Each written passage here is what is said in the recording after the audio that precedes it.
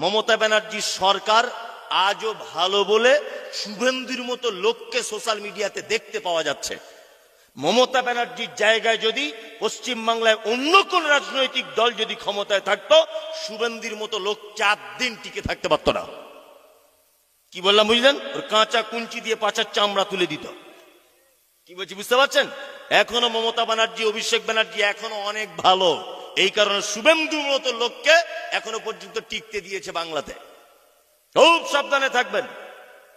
আমি যে কথা বলছিলাম সেটা হচ্ছে এই, বাংলার একটা গাধা খুব উল্টো পাল্টা বলছে, তার নাম হচ্ছে কি শুভেন্দ্র অধিকারী। ও এমন ভাব দেখাচ্ছে মনে হচ্ছে ওর বাপের দেশ এটা, আর আমরা মনে হয় মানে পালিত পুত্রের মতো এসেছি। তোমার চামড়া উঠে যাবে। ইতিহাস তুমি পড়েছো?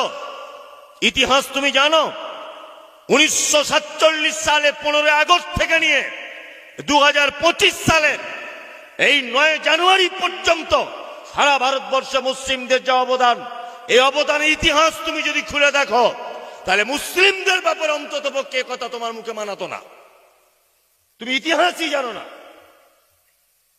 1947 সালে 15 আগস্ট দেশ স্বাধীন হয়েছে। দেশ স্বাধীনতার জন্য সব থেকে বেশি ওলামা একরামগণ রক্ত দিয়েছে, সব থেকে বেশি। তার জ্বলন্ত প্রমাণ রয়েছে, দিল্লির গেটে তার নাম লেখা রয়েছে আজও পর্যন্ত। দিল্লির চাঁদনি তক থেকে দিল্লির খায়বার পর্যন্ত মুসলিম আলেম ওলামাদেরকে মেরে প্রতিটা গাছের ডালে ডালে এক রাত্রিতে 40,000 ওলামাদেরকে মেরে টাঙানো হয়েছিল। আমরা সেই ভারতবর্ষের নাগরিক যারা এক রাত্রিতে 40,000 ওলামাদের প্রাণ দিয়ে দিয়েছি দেশ রক্ষার জন্য। তুমি কাদের ব্যাপারে কথা বলো? হুঁশ করে কথা বলো। কোন জায়গাতে আমরা পিছিয়ে আছি এটা দেখাতে হবে, কোন জায়গাতে মুসলিমরা নেই সেটা দেখাতে হবে। ইতিহাসের পাতাতে হয়তো লিখে দেওয়া হয়েছে বাদল, বিনয়, প্রফুল্ল এরা দেশ স্বাধীনতায় এনেছে, কিন্তু মাওলানা আশফাকুল্লাহ খানের নাম বাদ পড়ে গেল।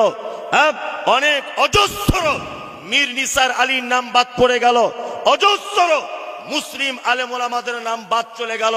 কৌশলভাবে ইতিহাসের পাতাতে ওগুলো মুছে দেওয়া হয়েছে।